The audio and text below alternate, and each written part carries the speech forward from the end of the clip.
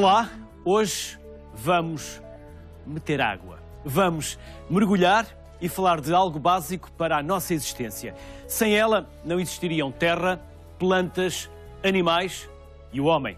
Mas, afinal, qual é o impacto da água na nossa saúde? Será que a água que consumimos é boa? Antes das respostas, fazemos uma visita à linha de tempo. A água é uma substância que forma a fórmula é o H2O. As moléculas são formadas por 2 átomos de hidrogênio e 1 de oxigênio. A água é abundante no universo, em particular na Terra, onde cobre mais de 70% da sua superfície.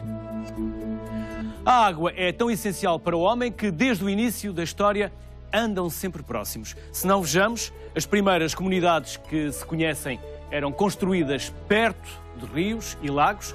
O mesmo aconteceu com a fundação das grandes civilizações, os egípcios que habitavam as margens do rio Nilo, ou o caso da Babilónia, desenvolvida ao longo dos rios Eufrates e Tigre. De facto, desde cedo que o homem percebeu que a água seria fundamental à sua vida, de tal maneira que cada vez consumimos mais água. Pedro Cantista, presidente da Sociedade Portuguesa de Hidrologia Médica, e Margarida Pinto, engenheira do Laboratório de Química do Instituto de Soldadura e Qualidade, são os meus convidados de hoje. Margarida, Pedro, bem-vindos à Sociedade Civil. Permita-me uma curiosidade que é minha. Instituto da Soldadura e Qualidade. Soldadura porquê? Já tem quase 50 anos o Instituto. Exatamente. E parabéns porque estão a completar meio ano de século, meio século de vida. Exatamente, fazemos este ano 50 anos. Começou por ser apenas o Instituto de Soldadura, aí sim dedicado à indústria apenas da soldadura. Evoluímos, passado uns anos, para o Instituto de Soldadura e Qualidade, de forma que a palavra qualidade abrangesse todos os serviços que nós prestamos, que são inúmeros. Então vamos, enquanto vai dizendo quais são os serviços que prestam, porque é privado. É privado, é uma entidade privada. Entidade privada. Eu vou mostrando a vossa revista dos 50 anos, pode continuar. Dizia-nos que prestam bastantes serviços, tais como? Estamos vocacionados para a indústria, fundamentalmente, é por tudo aí que começa o ISQ. Fazemos os mais diversos serviços. Relativamente à parte mais do consumidor, e que no fundo tem mais a ver connosco enquanto cidadão, o ISQ entra pela nossa casa dentro, quer na parte de investigação de alguns problemas que as casas possam ter, em termos de construção civil, etc. Inspeções de gás, inspeção dos elevadores nos prédios onde moramos, inspeções elétricas e depois tudo o resto. Estamos em 17 países diferentes. A internacionalização África, é algo... Os PALOP, estamos África, Brasil... China, enfim, estamos por vários países aqui na Europa, muitos ensaios dedicados aos ensaios não destrutivos, que têm a ver com a construção de gasodutos e distribuição de gás. Portanto, são inúmeros, é difícil listarmos aqui tudo aquilo que o ISQ faz. Eu posso pedir um estudo, posso pedir um parecer, posso pedir informação ao ISQ? Eu como cidadão? Como cidadão. E pago? E paga. Muito ou pouco? Não. Depende do estudo. Exatamente, depende da daquilo que eu estou a profundidade. pedir. Sim. Há alguns serviços que nós prestamos que são serviços muito especializados em termos de investigação e que não são trabalhos de rotina, são feitos à medida daquele cliente, que terão, obviamente, depois o seu preço de mercado, naturalmente. Trabalha muita gente no ISQ? São cerca de 800 pessoas aqui em Portugal. A nossa sede é aqui em Lisboa, temos uma delegação no Porto, e algumas delegações, uma delegação também significativa hoje em dia em Castelo Branco, onde entramos na área da aeronáutica, e também no Algarve. E qual é a sua função no ISQ? Eu sou responsável do Laboratório de Química e Ambiente, que está integrado numa direção de laboratórios que tem cerca de 200 pessoas. O Pedro Cantista é médico. Exatamente. Mas não é só médico. Não, Deus me livre. Deus me livre e coitadinhos dos doentes se eu fosse só médico. Não, não faço várias outras coisas. Tais como? Olha, vou começar como médico. Como médico faço todos os dias coisas diferentes. Há uma coisa que eu faço todos os dias, que é ir ao hospital e dar aulas na faculdade, nas biomédicas. E depois reparto a minha atividade clínica entre a medicina termal, a medicina desportiva e a medicina de reabilitação. Estão todas associadas. E depois tem uns hobbies, não é? Tem uns hobbies que fotografia, passear, escrevo umas coisas, enfim, estou com os amigos, com a família. Vive onde? Vivo no Porto. Mesmo no Porto? Mesmo no Porto. No Porto. Dá aulas no ICBAS? Dou aulas no ICBAS e noutros sítios também. Também dou umas aulas como docente convidado noutras universidades, não só em Portugal, mas também fora. Hoje estamos na globalização, sei lá, desde por exemplo, a Universidade da Beira Interior, fazemos lá cursos também de hidrologia, até aqui em Lisboa, nas pós-graduações, em Coimbra, enfim. E depois um bocadinho também por mundo fora, pela Europa. Já fizemos também cursos na América do Sul, por exemplo. O primeiro curso de Hidrologia Médica que se fez foi na Argentina, também foi com a minha universidade, a minha outra universidade, que é a Universidade Complutense de Madrid. Pedro, chove muito no Porto? Olha, quando eu saí de lá há bocadinho, é isso, tenho que dizer às horas certas, senão ainda levo aqui uma multa da GNR. Quando eu saí estava a chover, a chuviscar. Aquela umidade, aquelas partículas de água que andam no ar. Quando acordamos, eu também sou do Porto, mas as pessoas que acordam no Porto acordam mais tristes, porque o céu está mais cinzento, porque há mais umidade no ar. Não sou dessa opinião, não acho que... Acho que o Porto é bem alegre até, aliás, como Lisboa. Lisboa tem a luz, quando chove também chove a sério aqui, Lisboa não é? Tem uma luz fantástica. Tem uma luz fantástica. O Porto tem cambiantes, não é? Tem a cambiante do Nevoeiro, não é?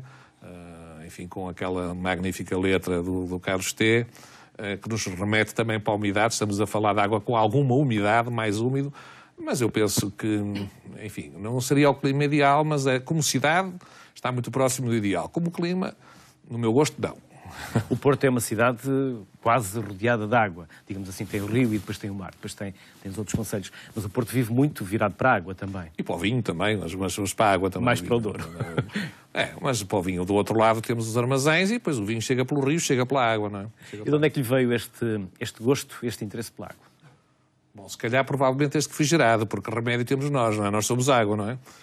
Não, mas familiarmente eu tive uma influência grande, penso que o meu avô foi presidente da Câmara de Chaves e, na altura, no mandato dele, construiu-se o primeiro balneário moderno das Termas de Chaves, não é? Que são umas termas de referência e que têm, de facto, um passado, como sabe, alicerçado numa cidade romana, que parece que era muito mais importante do que nós julgávamos até aqui, com estas novas escavações que foram feitas. E, portanto, é um excelente exemplo do que são as termas portuguesas, já, a maior parte delas já conhecidas desde a colonização romana. Onde existe a ponte mais antiga. A ponte feita pelos romanos. Exatamente. E é relativamente perto das termas. Sim, relativamente perto das termas. Margarida, e para si a água veio mais pela química, veio mais por uma parte científica? Parece precisamente pela química, como há bocadinho estava a dizer, aquela fórmula mágica do H2O, que no fundo nós na escola, ainda pequeninos, talvez seja a primeira fórmula química que nós acabámos por ter de memória. A química nasceu aí, sim. E a minha escolha acabou por ser a engenharia química. Quando comecei a trabalhar no ISQ, estudava ainda, e entrei no laboratório de química. Pronto. E foi uma feliz história até hoje. E, de facto, o laboratório está muito direcionado para a análise de águas, que existem vários tipos de águas, e é esse o nosso foco. Que tipos de águas é que existem? Enquanto a água, existe um ciclo natural da água, não é? O mar, a evaporação, as nuvens, a chuva, isto é um ciclo natural. E o ser humano criou também ele um ciclo paralelo, que fomos nós que o construímos. E, de facto, a nossa vida faz-se da água. Quer a água que nós consumimos, e este consumo pode ter a ver com a água que nós ingerimos, aquela água com que cozinhamos, a nossa água para ingestão, como pode ser a água que nós no verão tanto desejamos de ir para a praia, e aquela água também tem outra vertente, tem outras características, terá que ter outra qualidade, que são as águas balneares, como a rega, com que nós alimentamos e fazemos crescer os alimentos da parte agrícola que mais tarde vamos consumir. Portanto, existe um conjunto muito diferente. E existe talvez um quarto tipo, que é aquela água que é descarregada da indústria, que é água contaminada, que vai ter que ser tratada, de maneira que quando voltar ao ponto do meio hídrico, de onde ela foi captada, os rios, volte a integrar o ciclo natural sem grande impacto no ambiente. Ainda há muitas descargas ilegais dessas fábricas de que falava. De volta e meia vemos notícias de peixes, de espuma, de água verde. Há muitas descargas ilegais ainda em Portugal. Não, eu penso que não. A legislação é bastante exigente, o controle é bastante apertado. pontualmente, de facto, vemos notícias deste género. Que substâncias é que são libertadas quando há estas descargas? São químicos? São solventes? O que é que tem essa composição? Vai depender muito da natureza da indústria que faz a descarga. O processo produtivo daquela indústria tem determinadas características em função do processo que está associado. Mas são necessariamente substâncias poluentes. Que depois vão parar ao mar ou, entretanto, a natureza depois trata de as eliminar? A natureza vai... Ou só o mar é que vai dar cabo delas? Elas não vão...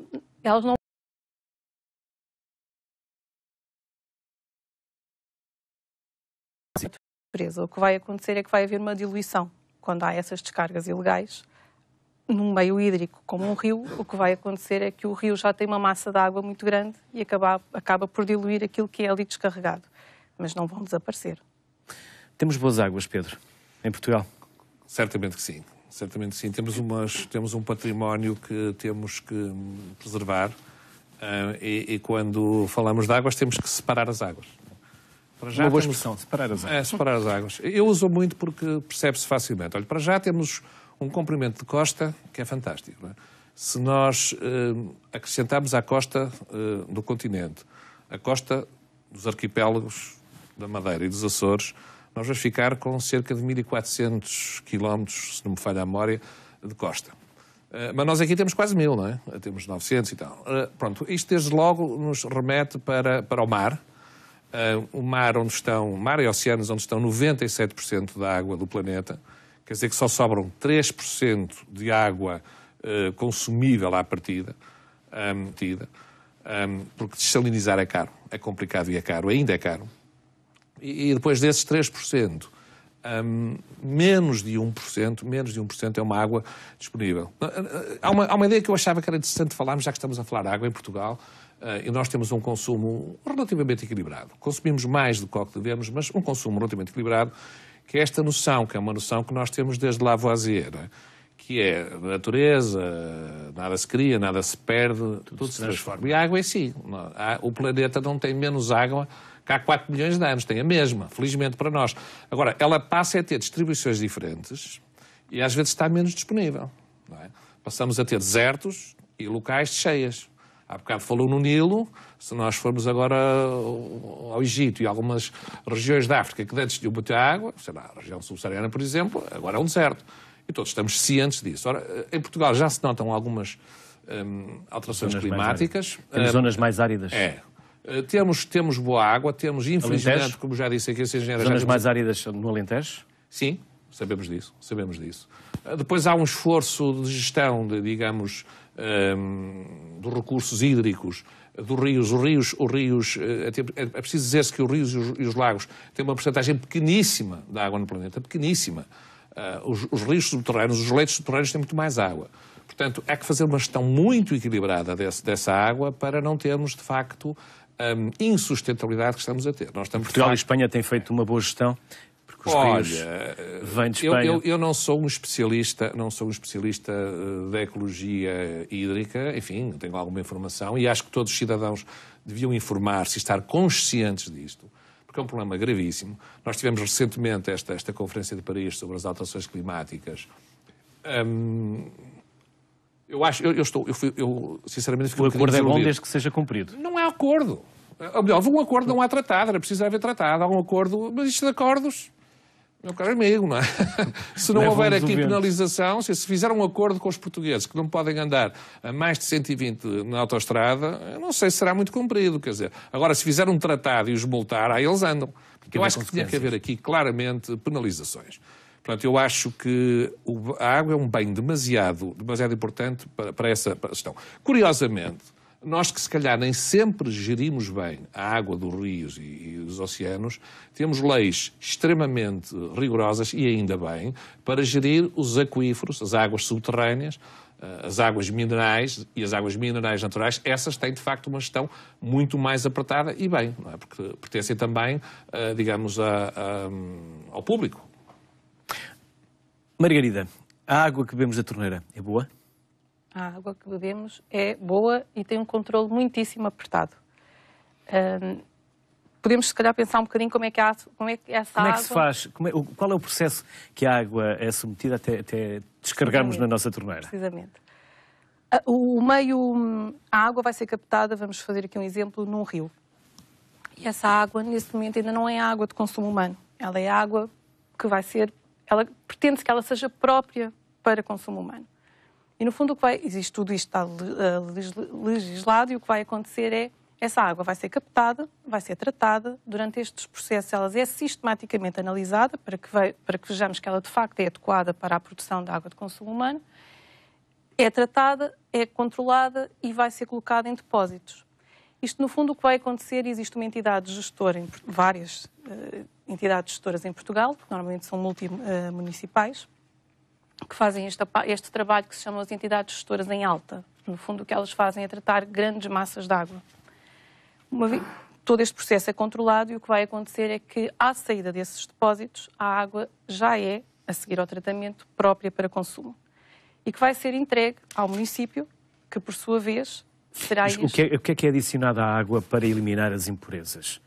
Existem vários processos de tratamento, porque, no fundo, a água do rio vai ter algumas coisas físico-químicas que terão que ser tratadas, como sólidos em suspensão, etc., que nas nossas... Mas depois são filtros, são lexívias...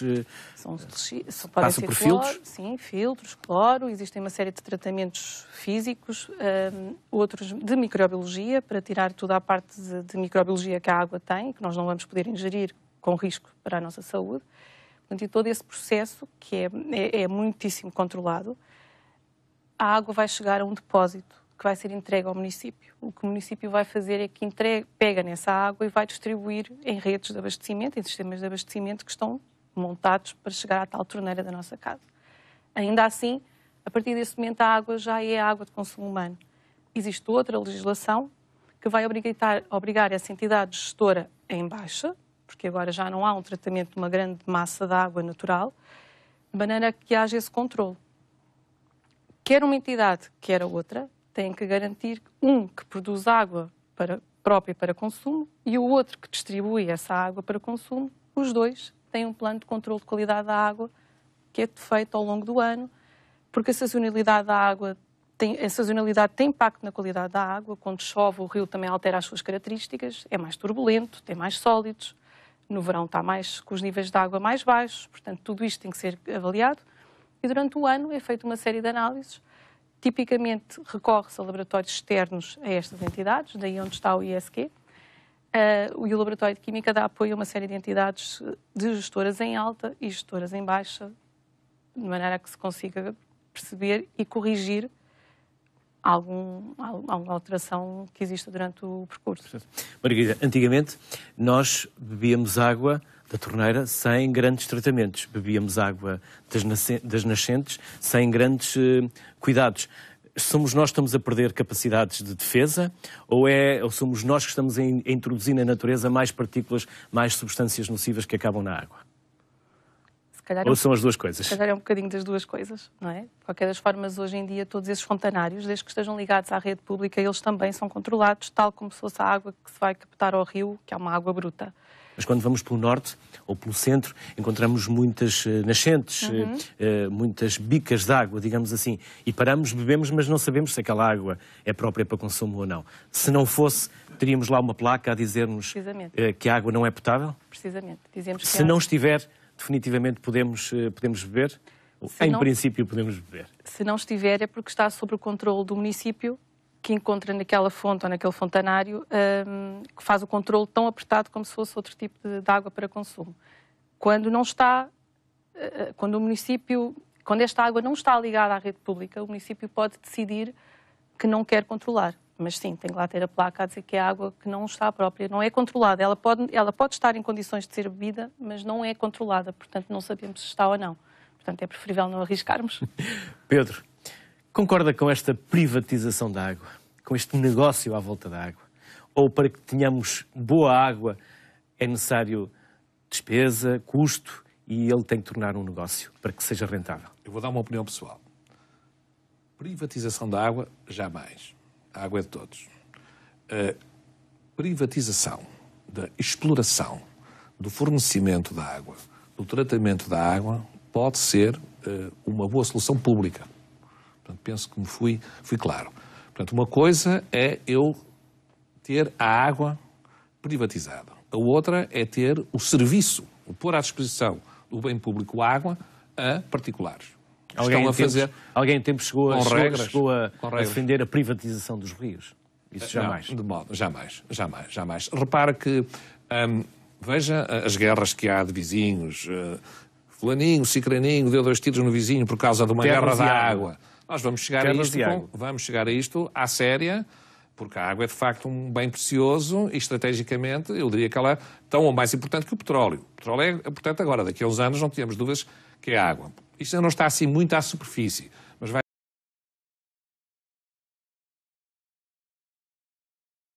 Eu diria que isso é uma questão que me parece taxativa. A água é um bem público.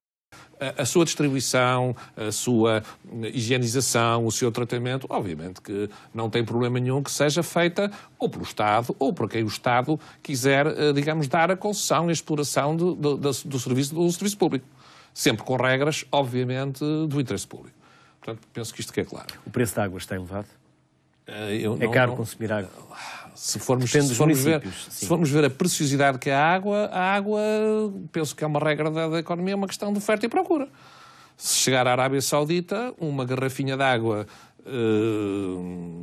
própria para beber é caríssima. É normal que, por exemplo, cheguemos a uma estação de serviço e 1 litro de água seja mais caro que 1 litro de gasolina? Eu acho que, feitas as continhas, é normal isso. E se formos para um país... Mas repito, mais uma vez tem a ver com leis da economia de que eu não domino, mas que existem, que são leis naturais. A economia tem leis naturais. E a oferta e a procura, sabemos disso. Portanto, se eu tiver um excesso de produção, um excesso de oferta, depois na comercialização, obviamente que vai baixar o preço. Se eu tiver uma escassez, obviamente que vai aumentar o preço. Não é?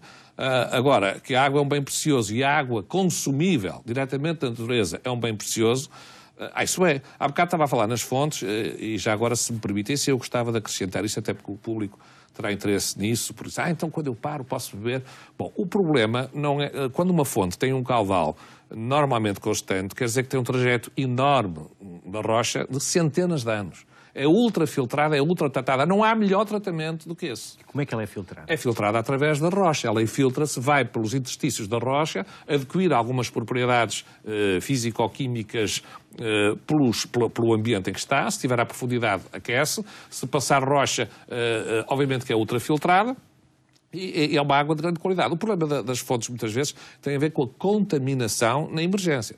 Portanto, se não houver higiene, de facto, no cuidado, portanto, as pessoas que vão a uma fonte dessas devem ter o cuidado para não conspurcar, de facto, essa emergência.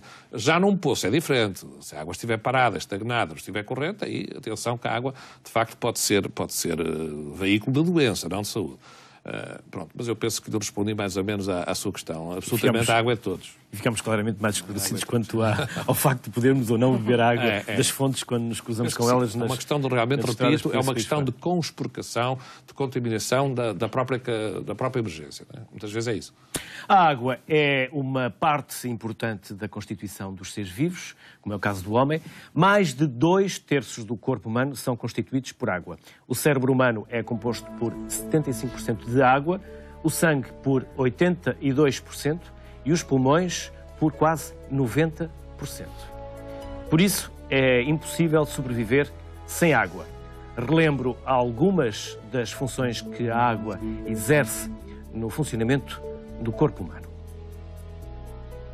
Serve de lubrificante. A água presente na saliva ajuda na mastigação e ajuda a engolir.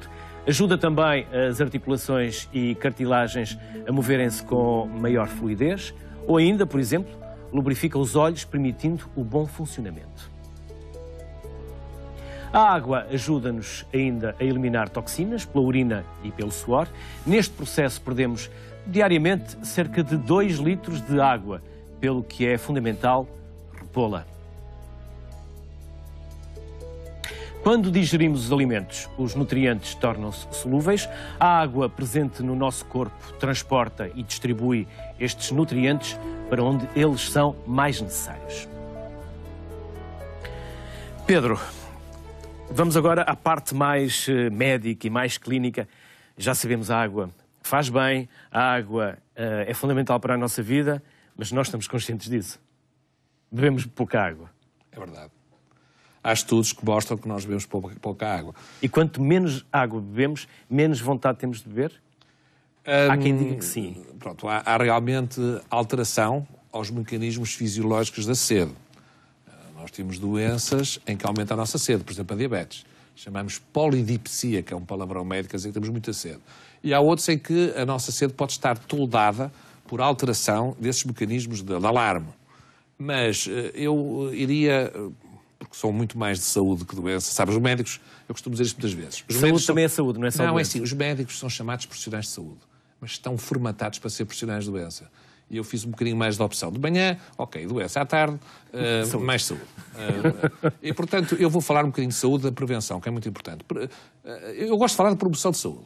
Melhor prevenção, melhor tratamento, melhor reabilitação. Em relação à água, está claro, há uma recomendação da Organização Mundial de Saúde para que se beba cerca de... 1,5 litro. Não, mais. Está a ver. O senhor é um profissional de informação, tem que se informar melhor.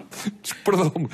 Não, vamos para 3 litros. Olha, estava ali 2 litros, que a gente perde 2 litros. Tal. Tem que beber mais. Tem que andar pelos 3 litros, 3 litros e tal. Eu diria que a recomendação anda pela volta dos 3,7 para o homem, 3,7 litros, e 2,7 para a mulher. É verdade. Se nós não bebemos 1,5 litro, como é que vamos beber quase 4 litros? Pois, mas devemos beber. É claro que isto é complicado, porque a água disponível e o consumo de água pela população humana é de uma assimetria incrível. Um maliano consome 4 litros, um japonês 350. Quer dizer, há aqui um desequilíbrio incrível. Agora, o que é grave, isto pode ser anedótico, mas o que é grave é que morrem muitos milhares de crianças por dia. Nós temos 4.000 óbitos de crianças por dia por falta de água. Isto é gravíssimo. Nós sem água, de facto, morremos. Nós desidratamos e as crianças têm uma porcentagem ainda maior de água do que os tais 70%. O feto tem 90% de água. Portanto, uma criança muito pequenina que desidrate tem um risco de morte terrível. Sabe que, tirando o oxigênio, o elemento cuja falta é mais rapidamente mortal é a água. Nós, com falta de ar, morremos rapidamente. Mas com falta de água é a seguir. Eu já experimentei a privação da água e sei o que é que isso significa. Então? Não beber água há muitas horas e não saber quando é que vamos beber e a forma como nos começa a tolher. Privação da água mesmo em África. Um dia sem água. E tudo começa a mexer no nosso corpo e na nossa consciência. É isso mesmo que falou há bocado. É isso que eu dizia. Nós, com os mecanismos normais de defesa, como seja logo a consciência, começamos a ficar num estado de torpor, obviamente que não temos depois essa capacidade. As crianças, quando morrem por desidratação, que é um drama, têm a ver com, digamos, a alteração dos próprios mecanismos da sede, percebe? Portanto, a água aqui funciona como nutriente essencial. Portanto, a água pode ser um nutriente, também pode ser um medicamento, acho que vamos falar disso, mas como nutriente é essencial. Quando os nossos olhos, quando fechamos os olhos, é por alguma razão. Sim. É para lubrificar os olhos, porque se não tiver água, seca. Toda a nossa fisiologia pressupõe movimento. Nós parar é morrer, diz o povo, e cheio de razão. Porque o movimento articular, por exemplo, também promove a nutrição da cartilagem, é por um mecanismo de embebição que ela funciona. Os músculos, a mesma coisa, funcionam como bombeadores. O coração, que é uma bomba, funciona. Portanto, a água, enquanto, digamos, constituinte fundamental de todos os líquidos biológicos, todos os tecidos biológicos, é um meio de vida. A água é o meio de vida, digamos, é o caldo de cultura de tudo, não é? Portanto, a água é tudo, não é? Está presente em tudo. A nossa água varia de região para região? As características da água, sim, variam de região para região. A água de consumo humano. Vamos imaginar a água do norte, a água do centro, a água do sul, a água de zonas mais montanhosas. Como é que se caracteriza esse tipo de águas? Ou quais são as diferenças entre elas? Ela vai variar porque o ponto de captação também é diferente. Portanto, uma água de montanha é diferente de uma água de um rio. Uma das características diretas é a dureza da água. De facto, a dureza é uma das características. A água é mais pesada? Nós, como consumidor, exatamente. Para o consumidor, o que é que significa essa dureza? Sente-se isso. Uma água mais densa, mais pesada, aquela sensação de ficarmos mais cheios, precisamente. Quando ela é distribuída, uma vez partindo do princípio que ela vai ser utilizada para a tal produção de água de consumo humano, que depois vai ser distribuída, aquilo que se procura é uniformizar a qualidade do ar, da água, perdão. Portanto, aquilo que chega às nossas casas, então já não é diferente estarmos no norte ou estarmos no centro. Mas no ponto de captação, de facto as que são características diferentes. Podemos saber qual é a água melhor? Qual é a melhor água e de que região? Sem entrarmos nas marcas, sem entrarmos no negócio. Estava a falar nas águas minerais. As águas... a água que nós bebemos. Engarrafada. Não, a água que nós bebemos da torneira. Por exemplo, a água que eu possa beber no norte é melhor que a água que eu possa beber no sul, ou a do sul é melhor que a do norte. Porque a legislação o que vai fazer é uniformizar uma série de critérios. Portanto, independentemente do ponto de captação, à partida as águas serem diferentes, o que depois se o tratamento... é que, no fim, precisamente, a água cumpra aquilo que a lei diz, que tem uma série de parâmetros máximos admissíveis para uma série de parâmetros. Qual deve ser o pH da água? Quais são as características? O pH da água é um pH neutro, é um pH 7. Não é tanto por aí que ela se vai distinguir, depois existe uma lista imensa, e em função, inclusive, dos pontos de captação, o tipo de utilização, como há bocadinho eu estava a dizer, uma água balnear é diferente de uma água de consumo, a própria água de rega, os alimentos na parte do cultivo, e aí sim, tem diretamente a ver com a qualidade da água direta, uma vez que ela muitas vezes não é tratada. Em zonas de cultivo agrícola, a água, normalmente, os furos, é onde as pessoas tipicamente vão buscar a água para regar esses cultivos, é uma água subterrânea.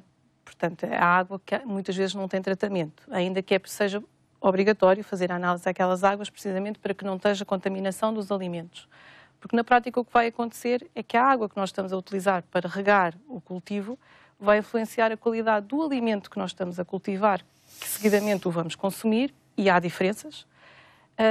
Como se a água não tiver uma boa qualidade, ela própria começa a degradar o solo onde nós estamos a fazer aquela agricultura, e, passado algum tempo, o solo pode já não estar apto nem adequado à agricultura do produto que ali queremos produzir. E a água portuguesa é melhor que a água dos outros países? Bom, eu já tenho alguma dificuldade em responder, porque a minha experiência é aqui em Portugal. Toda a legislação nacional é uma transposição de uma diretiva comunitária. Portanto, aquilo que se procura, mais uma vez, é uniformizar a qualidade do ar dentro da comunidade. Pedro, já falámos da importância da água para algumas partes do nosso corpo, inclusive é para o nosso órgão maior, para o nosso maior órgão, que é a pele. A pele fica desidratada se não tiver água. Se bebermos água, se bebermos pouca água, o que é que nos começa a acontecer à pele? O nosso organismo faz a gestão da água. A partir do momento que perdemos água, vou dar um exemplo, a partir do momento que perdemos sangue também, nós temos mecanismos para levar a água onde ela é mais essencial para a manutenção da vida, de sobrevivência. E, portanto, eu diria que a pele, que obviamente é um órgão importantíssimo, sofre logo à cabeça, não é? E, portanto, nós médicos olhamos, quando queremos ver se um doente está desidratado, olhamos logo para ver se tem para a pele e para as mucosas, os olhos encovados, a prega da pele que fica mais, digamos, mais isolada, as mucosas secas, os lábios secos, portanto, obviamente que acontece isso. Eu há bocado gostava de dizer aqui uma coisa muito interessante que é cultural. A única percentagem, a propósito do consumo de água, a única faixa populacional portuguesa que consome água em quantidade correta são as adolescentes femininas. Houve um estudo muito interessante. As adolescentes do sexo feminino. Repare que agora é moda andarem todas com a garrafinha de água. Mas isso é muito salutar, porque há bocado não acabamos a conversa e realmente os portugueses, entre outros, consomem água abaixo do que deviam consumir. Portanto, as meninas são um excelente exemplo de um bom consumo de água. E os meninos? Bebem menos. Porquê? Bebem mais que é uma questão cultural. Eu penso que depois, quando praticam desporto, porque têm sede, bebem, mas não fazem não têm esta preocupação da água. E agora que falou na pele, lembrei-me, porque eu penso que tem muito a ver com o cuidado, obviamente, da aparência, que normalmente isso é lógico, as meninas adolescentes têm muito esse cuidado, o cuidado com a pele e com o cuidado também com o controle de peso, porque uma boa ingestão de água é um excelente modo também de fazer o controle de peso. E, portanto, estão muito cientes disso. É curioso. A nossa saliva, não é só água, mas também a água ajuda à mastigação e ajuda à digestão. O Luís há bocado fez uma introdução de uma peça, deu uma excelente lição de como a água é necessária para todos os processos biológicos. Não só dentro do nosso organismo, mas também como aporte das substâncias. Em relação à água ter mais ou menos nutrientes, eu queria dizer que os alimentos complementam a nutrição, de que a água é fundamental. Nós temos um problema grave, é que a maior parte da água, 70% do gasto da água agora é na produção de alimentos. Por exemplo, nós estamos a gastar provavelmente o dobro do que deveríamos no uso da água para a agricultura. Isto é um processo que a senhora engenheira provavelmente falará muito melhor que eu, que é a rendibilização da água na agricultura. Mas as pessoas talvez não tenham a noção que, por exemplo, para produzir 1 quilo de carne bovina, são precisos 15 mil litros de água. 15 mil? Um simples café, um pó de café para um expresso, são precisos 140 litros para a produção industrial de um pó de café. Portanto, veja o consumo que a água tem em termos de industriais, nomeadamente na indústria alimentar. Está claro que é a indústria alimentar, neste momento, com a agricultura, com os processos industriais de pecuária, de produtos, enfim, prontos a serem vendidos nas grandes superfícies, que consomem uma grande quantidade de água. Portanto, há que realmente pensar que a ecologia da alimentação, da nutrição, tem que ser repensada. Margarida há pouco falava nos furos, falava nos poços. Há muita gente que vive no interior, fora das cidades, e algumas até mesmo próximo das cidades, que têm poços, que têm furos. Se eu tiver um poço, o que é que eu tenho que fazer ou o que é que eu devo fazer para atestar a qualidade da água e para mantê-la em qualidade suficiente ou pelo menos normal para que eu e a minha família a possa beber? Esse furo deve ter sido inventariado por uma entidade oficial, que é a Direção... Há muitos poços que já são muito antigos. Mas foi feito agora em Portugal um inventário sério de todas essas fontes de águas subterrâneas. Portanto, à partida, ele está inventariado, está identificado, já deve ter sido feita a análise dessa qualidade da água, portanto, o município, neste caso vem da Direção Regional do Ambiente, controla essa água. Naturalmente que se as pessoas, por iniciativa própria, entenderem que periodicamente deverão fazer algumas análises, seria uma boa prática para saberem, no fundo, aquilo que estão a utilizar e se é a melhor água para aquilo que estão a regar. Antigamente havia quem atirasse os animais para dentro dos poços, para os afogar. Isso contaminava as águas. Os poços têm que estar fechados, vedados mesmo? Devem estar. E há alguma fiscalização para, quando me disse que os municípios tratam e cuidam dessas exigências, mas atualmente nós podemos ter a certeza que os poços que existem estão fechados e que há fiscalização suficiente para tal?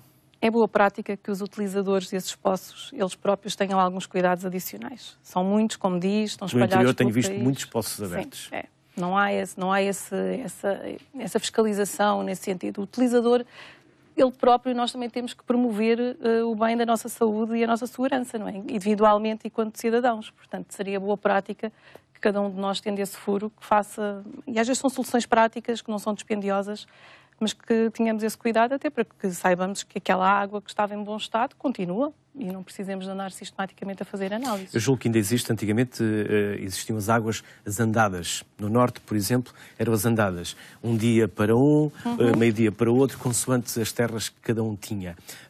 Esta era uma boa gestão, ou é uma boa gestão das águas públicas para fins agrícolas, como falava o Pedro? É uma boa otimização, não é? Porque, no fundo, é um recurso hídrico, que é da natureza, que nos oferece, que se pudermos distribuir e otimizá-lo, excelente. E escusamos de ir à rede pública fazer o complemento dessas águas que cada um de nós teria que fazer. Porque se eu consumir a água toda, o meu vizinho do lado vai ter que ir à água da torneira para regar os cultivos dele. Portanto, dividirmos, acho que sim, que será uma boa prática. Felizmente, nos últimos anos não tivemos grandes secas, mas já passámos por alguns anos de graves dificuldades, com inclusive os bombeiros a terem que levar os seus caminhões de cisterna para distribuir água às populações. Felizmente isso não tem acontecido porque a natureza nos tem compensado ou porque também foram tomadas medidas e alguns comportamentos diferenciados que impedem esses problemas depois no verão. Estamos mais conscientes. Não é? No fundo, nós percebemos que a água não é um bem inesgotável. Portanto, temos que tratar bem a água. Como eu digo, nós criámos um ciclo de água paralelo ao ciclo da natureza, onde nós vamos buscar água para captar para as nossas torneiras. Como o doutor dizia há bocadinho, em toda a indústria nós também contaminamos a água que vai novamente para esses rios e que tem que ir de uma forma bem tratada e que não haja poluição, porque é ali que nós vamos outra vez fazer a captação da água bruta que virá para nós. Portanto, isto é um ciclo que naturalmente eu acho que se melhorou muito nas últimas décadas e sim. Já sabemos que os benefícios de beber água são muitos, mas penso que nunca é demais relembrar. Pode ajudar a manter a linha, se trocarmos os sumos ou bebidas alcoólicas por um copo de água com 0 calorias. Por outro lado, a água também pode ajudar a controlar o apetite, uma vez que enche o estômago e ajuda-nos a estarmos mais bonitos. A água ajuda ainda a repor os tecidos da pele, a hidratá-la e a aumentar a sua elasticidade, como nos dizia Pedro Cantista. Um dos requisitos necessários ao bom funcionamento dos intestinos é a hidratação. O mesmo acontece com os nossos músculos. Para o seu bem-estar e evitar a fadiga muscular, é necessário um certo nível de fluidos. A água é tão substancial para os seres humanos que podia enumerar muitos mais benefícios, mas deixo-lhe aqui apenas mais algumas dicas. Pode aliviar a fadiga e dores de cabeça, melhorar o humor ou fortalecer o sistema imunitário. O Pedro Cantista é o presidente da Sociedade Portuguesa de Hidrologia Médica. O que é a hidrologia médica? Hidrologia é uma palavra que vem hidros, água, logia, conhecimento, logos. Portanto, conhecimento da água. Médica, naquilo que se aplica à medicina. Portanto, o conhecimento da água aplicado à medicina, que, aliás, faz parte da medicina, desde a Mesopotâmia. Por curiosidade, na Mesopotâmia havia o termo Assu, ligado à medicina, que quer dizer aquele que entende de água. Ora, o que é grave é que, se calhar, hoje os médicos já não entendem tanto de água como deviam.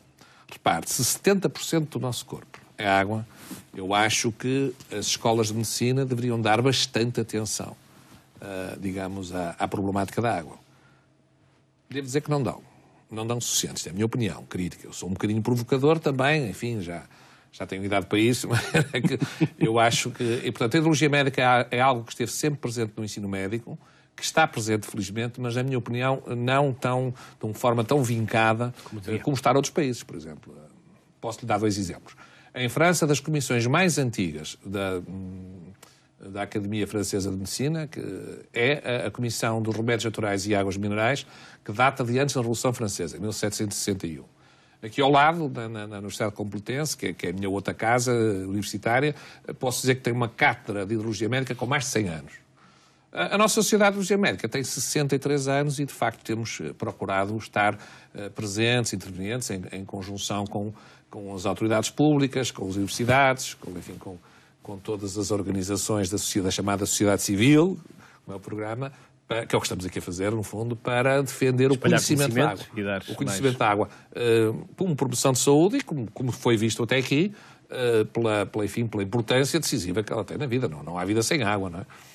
E a água que nós bebemos já nos disse que não é suficiente, que devíamos beber 3 a 4 litros, mas também a água que nós ingerimos, que não é propriamente só bebendo água, que está nos alimentos. Eu situaria, já ficava contente nos 3 litros, mas se bebemos um bocadinho mais não faz mal nenhum. Já ficava contente nos 3 litros. Água mesmo ou 3 litros com a água que também nós ingerimos através dos alimentos? Sim, com certeza. Aí podemos contabilizar. Mas eu diria que se bebêssemos... Então voltamos a 1,5 litro, 2 litros de água e o resto nos alimentos? As contas são às vezes... os nutricionistas fazem bem essas contas. Eu diria que eu não vou falar por mim agora, eu acho que tem que haver algumas regras standardizadas internacionalmente. Eu respeito muito o que a Organização Mundial de Saúde propõe, porque tem assembleias médicas mundiais com 200 Estados-membros, votam-se, geralmente isto é votado por unanimidade. Eu vou-lhe dar o número da OMS, 3,7 litros para os homens, 2,7 litros para as mulheres. Isto é média, obviamente, porque se tiver uma pessoa com uma estatura bastante mais baixa e de baixo peso, não precisa beber tanta água. Mas há aqui uma diferença entre o homem e a mulher. Não, isto é uma questão de bom senso. Porquê? Eu diria que... Pela atividade física? Eu penso que sim. Penso que tem um bocado a ver com isto, penso a ver com a massa muscular, tem a ver com a atividade física, tem a ver com a estatura, com a dimensão corporal, pronto. Mas não me parece que possamos ser muito rigorosos. Temos estes valores de referência e, obviamente, que as pessoas tiverem o cuidado de se hidratar bem, talvez a mensagem seja: estamos a beber pouca água. Pronto. Tirando aquele escalamentar, isto foi um estudo, não é da minha autoria. Isto é um estudo que foi muito interessante, que foi feito cá em Portugal, precisamente. Portanto, eu diria que, em relação ao que me pergunta, nós temos que defender, digamos, dividir 2 aspectos da água. Uma como nutriente. E a outra, se calhar, já entra mais na hidrologia médica, aqui já entra na tal doença, como medicamento. A água também é um medicamento, não é? E, portanto, aí é muito importante fazer essa separação das águas também e saber que a água pode ser um medicamento. E como medicamento, tem regras de prescrição. Tem indicações, também pode ter contraindicações e tem doses, tem posologias, tem ritmos. E isso a hidrologia médica tem, de facto, essa função. Tem a função de classificar as águas, de as conhecer, de as classificar e de estabelecer, de facto, regras para a administração, sobretudo, neste caso, da administração terapêutica da água, não é? Porque Pedro, o resto tem muito a ver com a nutrição, com a endocrinologia, com a nutrição, com a medicina interna. Pedro, intestinos presos pode também ter a ver com pouca água que ingerimos? Desculpa, eu não entendi. Intestinos presos. O mau sim, funcionamento dos obstipação. intestinos. Sim, claro que sim. Claro que sim. Isso é uma regra, logo à cabeça, número 1, é uma boa hidratação. Uma boa função do trânsito intestinal pressupõe, obviamente, uma boa hidratação. Não só, outras coisas, e nomeadamente a água e o que retém a água, que são as fibras, não é? Portanto, penso que isso é já bastante do conhecimento público, isso é uma boa informação da população acerca de que é necessário ingerir fibras, é necessário água e é necessário o exercício também, não é? Margarida, a água fervida, quando não há outra forma de garantirmos a qualidade da água, fervemos água. Estamos a perder qualidades da água também. Sim, mas é mais seguro ter água fervida e ingerir essa do que não. As perdas que se têm são menores do que o ganho que se tem relativamente à ferver, O que é que perdemos? O que é que perdemos durante a fervura? Podemos perder alguns sais, mas no fundo a fervura o que vai fazer é eliminar toda a parte microbiológica que a água tem. E essa sim tem um efeito direto nos intestinos, gastroenterites, etc. Portanto, esse é o efeito mais saudável de ferver a água do que aquilo que se possa perder. Mas depois sentimos que a água é diferente quando a água é fervida. Porque há um parâmetro que se faz na água, uma análise que se faz, que é o sabor, precisamente. Porque é verdade, a água tem de facto sabores diferentes. E é um ensaio que não tem propriamente uma grande ciência, tem muito a ver com o paladar de cada um de nós. Portanto, e a legislação também diz qual é o sabor, e que a água não deve ter sabor, a água. Quando nós ingerimos aquela água que às vezes não é agradável à ingestão, significa que alguma coisa para nós não é natural. Aquele sabor não é suposto a água ter. A água deve ser um elemento neutro. E quando bebemos a água e ela sabe-nos a ferro, sabe-nos à torneira. Por alguma razão. Pronto, provavelmente a água terá alguma coisa que não deverias ter naquela que estamos a ingerir. Isso acontecia talvez há muitos anos atrás, quando as condutas de distribuição da água não eram dos materiais que hoje se utilizam e a própria conduta tinha alguma degradação.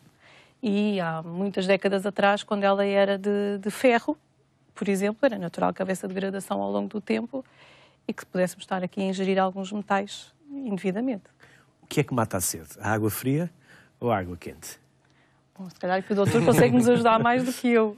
Mas a água fria, quando nós ingerimos água fria, ela está perfeitamente preservada, não há qualquer problema. E quando a água também está quente, também não há. Tem a ver com aquilo que dizia o Pedro, também depende de onde ela já passou.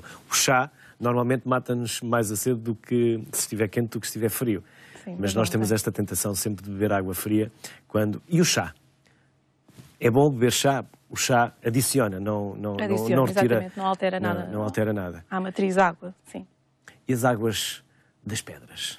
As águas com gás? Dizem que descalcifica e que não devemos beber muita água sem gás. É verdade? Pronto, esta é uma parte mais médica. Mas quais são as águas com gás? Que substâncias é que têm?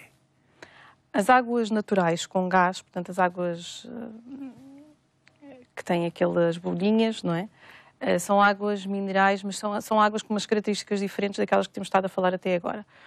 No laboratório de Química do ISQ nós não analisamos essas águas. Portanto, eu não tenho a experiência em termos de ensaios do que é aquela água de facto é diferente das outras. Mas é diferente. E nós próprios, como consumidores, também sentimos isso. O sabor, o próprio efeito no nosso estômago, sentimos que é diferente de uma água da torneira. Não tenho a experiência em termos de médicos, se ela... Descalcifica ou não, Pedro? Descalcifica. Não, está estudado já. Tocou num ponto que ainda bem que tocou num ponto. Aqui, em 2010, nós temos um congresso da Sociedade Internacional, há uma Sociedade Nacional de Hidrologia Médica e há uma Sociedade Mundial, cuja presidência é portuguesa neste momento, eu próprio. E em 2010 houve no Congresso de Paris, o trabalho premiado, o Prémio Científico da melhor apresentação, foi português. E referiu-se precisamente a uma água, que é essa, não vale a pena estar a escabotear, em que se provou, em laboratório, há uma equipe da Faculdade de Medicina do Porto, da Universidade do Porto, que faz um trabalho notável, a professor João Martins, que tem feito publicações numa coorte de uma espécie de ratinhos mutantes, especialmente indicados para fazer estudos, e que mostra que, ao contrário do que se pensa, tem benefícios metabólicos o consumo desta água. Portanto, eu diria que é precisamente o contrário. Não há nenhuma água que descalcifique. Aliás, se eu quiser calcificar, nada melhor do que uma água que tenha cálcio para calcificar. As águas gasocarbónicas que falou, um mito perfeito, um mito, e eu diria que até é grave dizer-se uma coisa destas sem provas científicas, não é? Portanto, é precisamente o contrário. Há aqui alguma confusão entre algumas bebidas fosfatadas, eu não vou dizer os nomes, que são refrigerantes, essas sim podem promover um aumento de excreção de cálcio. Pronto. Há alguns refrigerantes que podem, mas também não é assim nada de grave, mas podem. É preciso ter algum cuidado com a quantidade dessas bebidas que se ingerem. Em relação às águas gasocarbónicas minerais naturais portuguesas, são de excelente qualidade.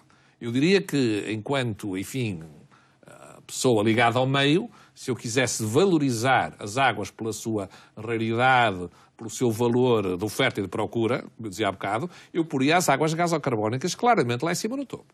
E se for, por exemplo, a França ou nos comércios de águas internacionais, vai ver que são as mais caras. Não é?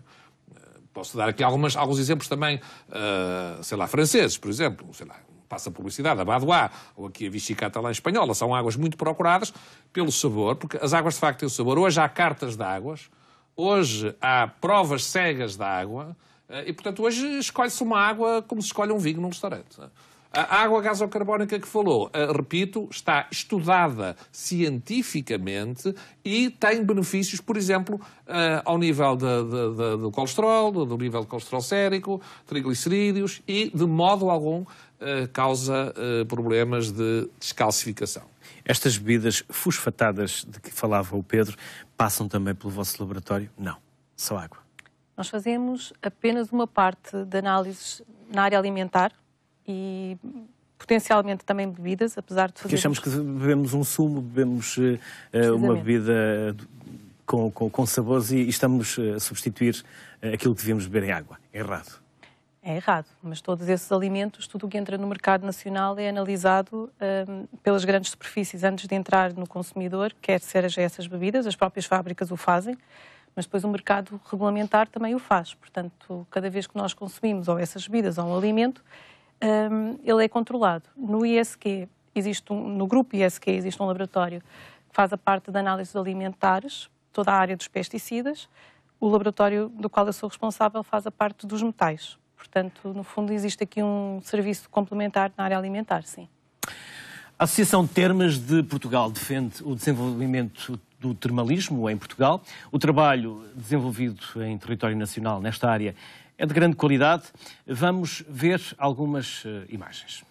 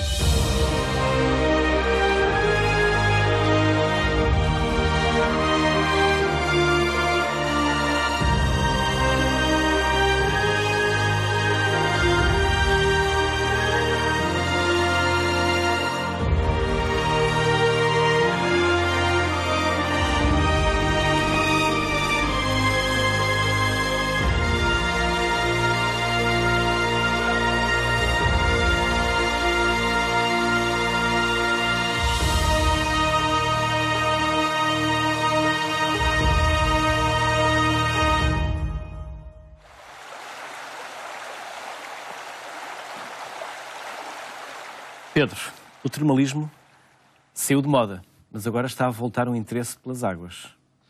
Saiu de moda... Por esta parte mais medicinal, em que os fármacos não resolvem tudo. Não sei se saiu de moda. Houve claramente... Ou foi pouco acarinhado? É isso mesmo. Acho que foi pouco acarinhado. Acho que...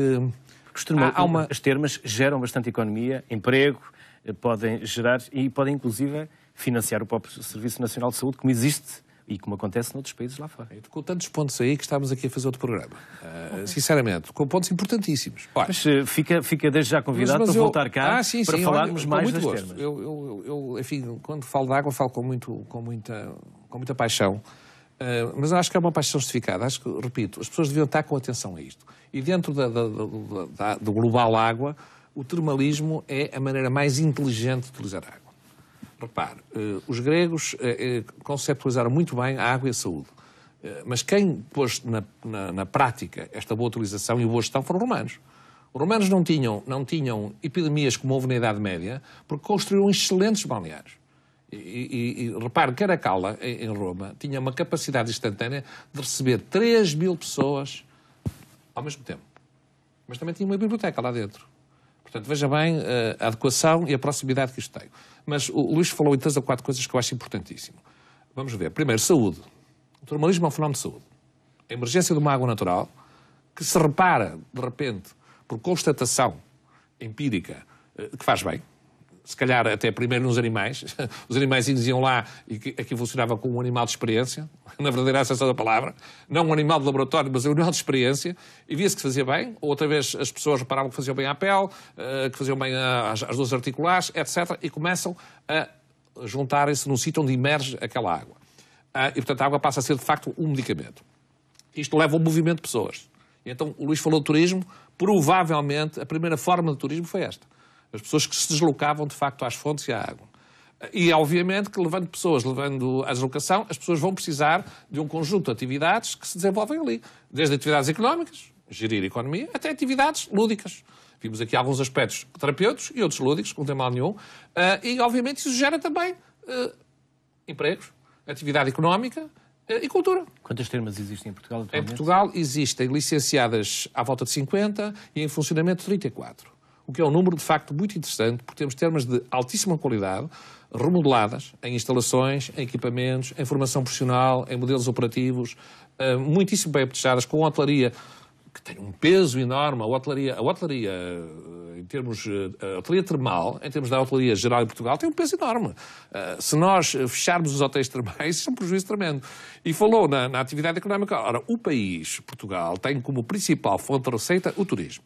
E se nós aproveitássemos o turismo termal, o turismo chamado turismo de saúde, para, efetivamente, exportarmos esse serviço, como faz, por exemplo, a Polónia, que consegue sustentar cerca de 20% do seu sistema de saúde através da venda de turismo de saúde, nomeadamente termal, aí tínhamos um excelente meio para financiar o nosso SNS. Aproveito para fazer aqui um pedido público à nova equipe do Ministério da Saúde, para que retome este apoio ao termalismo, nomeadamente numa coisa que é mais que justa, que é na comparticipação dos tratamentos termais às pessoas que menos podem. Eu penso que esta equipe de saúde já deu sinais que está atenta a 2 ou 3 coisas. Uma é a livre escolha, a outra é, por exemplo, a saúde oral, que anda arredia dos portugueses, e eu deveria-vos voltar outra vez às origens e ter, de facto, o termalismo integrado no Serviço Nacional de Saúde, como acontece em 75% dos países europeus. Margarida, o Instituto de Soldadura e Qualidade vive de quê? Precisa um grande investimento. Falava há pouco de 800 pessoas, laboratórios. De onde é que vem o dinheiro? Quem é que investe? É o negócio gerado ou há fundos que suportam financeiramente? O negócio tem que gerar... O ISQ tem uma particularidade que é uma entidade privada sem fins lucrativos. Significa isto que tudo aquilo que gerar ao final do ano é reinvestido dentro da própria empresa. E daí também ser cativante para quem lá trabalha, porque nós sabemos que ao gerar aquele lucro, no ano seguinte queremos novos equipamentos para os laboratórios, queremos novas técnicas. Nós abrimos há 2 anos uma área nova, que era a área do medicamento, fazemos análises ao medicamento, somos pioneiros cá em Portugal naquilo que fazemos. O investimento é grande, sim. O laboratório de química do ISQ neste momento tem cerca de 3 milhões em equipamento. Somos cerca de 40 pessoas, estamos de facto muito vocacionados para esta área das águas e toda a área ambiental. Portanto, é preciso investimento grande. Toda a área da metrologia do ISQ tem a ver com calibrações, tem uma dimensão bem maior do que este laboratório que tivemos aqui até agora a falar, e de facto os investimentos são grandes, mas queremos ser inovadores e pioneiros, por isso. Margarida, muito obrigado. Obrigada. Parabéns pelos vossos 50 anos. Pedro, fica a promessa de que vamos voltar às termas e de que vai voltar a estar aqui connosco na Sociedade Civil. Nós ficamos por aqui. A festiva, beba água, beba muita água. Fique bem.